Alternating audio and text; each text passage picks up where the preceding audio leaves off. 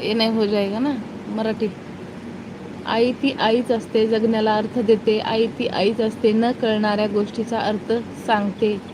ती आई असते, प्रत्येक चूक पदरात घेते. ती मात्र आईच असते. शेवटी आई ती आईच असते.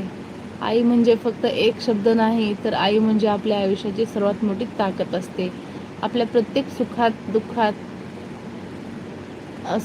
सुखात ती असते, आपल्या प्रत्येक दुःखात ती रडत असते.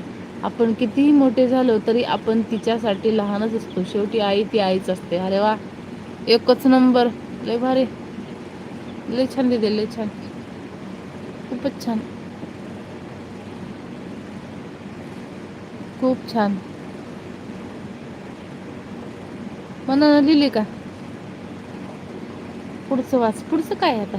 हां हां, तिचं प्रेम तिची माया, तिचं प्रेम तिची माया आणि तिचा त्याग हे शब्दात काहीच कधीच पूर्णपणे सांगता येत नाही. आपण थकलो असताना ती आपल्याला आधार देते आणि आपण हरलो असताना पुन्हा उभं राहायला शिकवते. शेवटी आई ती आईच असते.